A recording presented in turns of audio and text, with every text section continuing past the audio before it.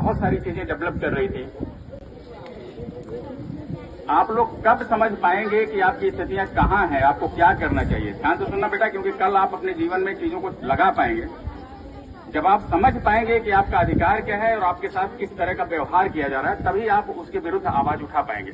यही हुआ भारत के साथ। जब हमारे देश के नवयुवक पढ़ने गए यूरोपियन कंट्रीज में, तब उन्होंने रियलाइज किया कि हमारे देश में एक्सप्लॉयटेशन हो रहा है और वहां पे फ्रेटर्निटी की बात चल रही है, इक्वालिटी की बात चल रही है। तो यहाँ पे धीरे धीरे आवाज उठना शुरू हुई और फिर हमने इंडिपेंडेंस प्राप्त किया 1947 में। 14 और 15 अगस्त की मिडनाइट को हमने ब्रिटिशर्स के झंडे को उतार दिया और भारत के झंडे को लगा दिया यहाँ पे। इसलिए हम आज ध्वजारोहण करते हैं। बच्चों, इंडिपेंडेंस दो तरीके से हमें मिलती है, ध्यान से सुनना। एक होता है फिजिकल इंडिपेंडेंस, एक होता है इंटेलेक्चुअल इंडिपेंडेंस। फिजिकल इंडिपेंडेंस का मतलब है बॉडीली इंडिपेंडेंट होना। जैसे आपको मैं कह दूं आप मूव करिए, दौड़िए, जैसे मर्जी वैसे दौड़िए, तो आप फिजिकली इंडिपेंडेंट हो जाते हैं। लेकिन अगर मैं कह दूं 4 बजे मेरे पास आ जाना है, तो यू आर इंटेलेक्चुअली डिपेंडेंट। मेरे कहने के हिसाब से आप काम कर रहे हैं। तो हमारे देश को जरूरत पड़ी पहले फिजिकल इंडिपेंडेंस को, तो हमने ब्रिटिशर्स को भगाया यहां से। फिर जरूरत पड़ी इंटेलेक्चुअल इंडिपेंडेंस की, तब हमने कंस्टिट्यूएंट असेंबली बनाया। सुना आप लोगों ने कभी? संविधान सभा। फिर हमने वहां संविधान बनाया, अपना तंत्र बनाया। स्वतंत्र का मतलब क्या होता है?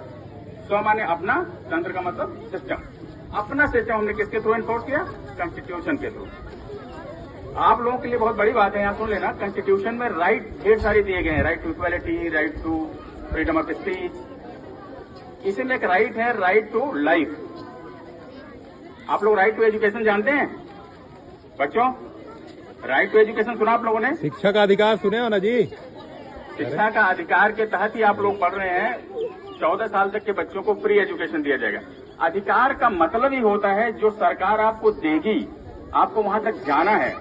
जो बच्चा आपके पड़ोस में पढ़ने नहीं आता हो, उसके गार्जियन के अगेंस्ट आप एक्शन ले सकते हो। पुलिस में कंप्लेंट कर सकते हो, अथॉरिटीज को कंप्लेन कर सकते हो। तो उसके अधिकार को सरकार देने के लिए बाध्य हो जाएगी। तो आपको समझना चाहिए, जो गार्जियन यहाँ सुन रहे हैं वो समझें कि अपने बच्चों को यहाँ भेजें, क्योंकि वो बच्चों का अधिकार है। और अगर आप अधिकार का हनन करेंगे तो आप पे एक्शन भी हो सकता है। दूसरी बात, राइट टू एजुकेशन यानी कि शिक्षा के अधिकार को लागू करने के लिए आपके पास मशीनरी है। यहाँ पे जो सम्मानीय अध्यापकगण हैं, ये आपको पहुंचाते हैं शिक्षक तक। और आपको यह जानकर खुशी होगी कि सरकारी स्कूलों में हमारे सबसे हाईली एजुकेटेड टीचर्स होते हैं जो आपको शिक्षा दे रहे होते हैं। तो आपको खुश होना चाहिए। कभी यह नहीं सोचना चाहिए कि प्राइवेट स्कूल में हमारे बच्चे ज्यादा बेहतर हैं और हम उनसे कमतर हैं। भारत एक वेलफेयर स्टेट है। वेलफेयर स्टेट का मतलब आप समझते हैं? कल्याणकारी राज्य। यानी कि यहाँ पे आपकी कल्याणकारी सोच ही लागू की जाएगी। आप कल्याणकारी कोई सोच नहीं, कोई दादागिरी नहीं करेगा। कितना भी बड़ा अधिकारी हो, आप स्वतंत्र हैं। आप लोग बच्चे हैं छोटे छोटे, आप सीधे डीएम के रूम में जाके अपनी बात कह सकते हैं, सीधे आईपीएस के रूम में जाके बात कर सकते हैं। आपको जरूरत पड़ी आप किसी अथॉरिटी को कह सकते हैं। आपके वेलफेयर की बात सोची जाएगी रेदर देन किसी तरह के आप पे फोर्स लगाया जाए। तो आप इस बात से जब अवगत होंगे, धीरे धीरे बढ़ेंगे। खासतौर से जो बड़े बच्चे हैं वो आगे की पीढ़ियों को समझा पाएंगे, छोटे बच्चों को समझा पाएंगे। आप भारत का निर्माण कर पाएंगे इन चीजों को समझ के।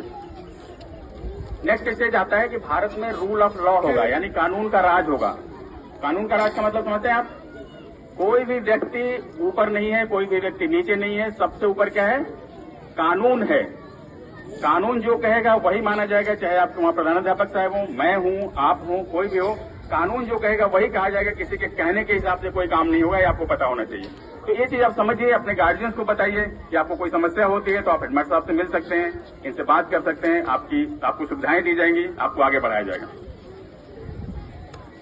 कानून का राज को लागू करने के लिए क्या हुआ? तालियां बाद में बजा देना बेटा, that is not the need. कानून का राज का मतलब क्या होता है जरा सोचना। जैसे मैं आज यहाँ खड़ा हूं और मैं कहूं नहीं आज 6 बजे तक आपको यहाँ खड़ा रहना, नहीं जाना है, तो ये मेरा राज हो गया।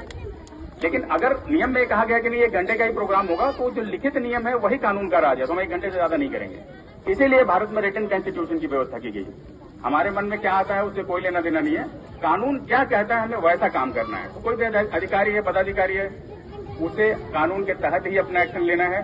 उससे बाहर जाके वो कुछ भी नहीं कर सकता है। इसे ही कानून का राज है।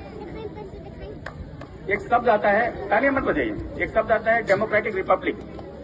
ब्रिटेन हमको छोड़ के गया, लेकिन हम उससे एक कदम आगे बढ़ गए।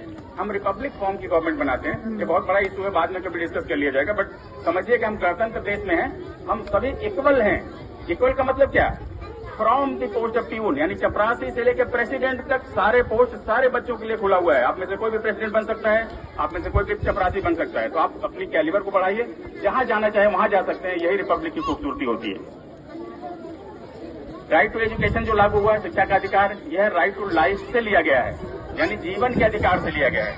जीवन का अधिकार आपको पता है, सारे अधिकार बंद किए जा सकते हैं, लेकिन जीने का अधिकार कभी नहीं बंद हो सकता है, चाहे कितनी भी इमरजेंसी इंडिया में आ जाए। इसलिए राइट टू एजुकेशन भी कभी नहीं बंद हो सकता, क्योंकि वो राइट टू लाइफ का एक पार्ट है। तो शिक्षा आप हमेशा लीजिए, उसको इधर उधर मत ले जाइए कभी। यहाँ पे हमारे अध्यापकगण हैं, मैं खुद आप लोगों के स्कूल से निकल के आया हूँ। मैं आप लोगों से निवेदन करूंगा अध्यापकों से कि कभी भी कोई गार्जियन अपने बच्चे को लेके आता है, उसमें छोटी छोटी कमियां भी हैं, तो उसको दूर करके आप उन्हें स्कूल में ले आइए, उनको पढ़ाइए, rather than उन्हें दूर जाने के बजाय।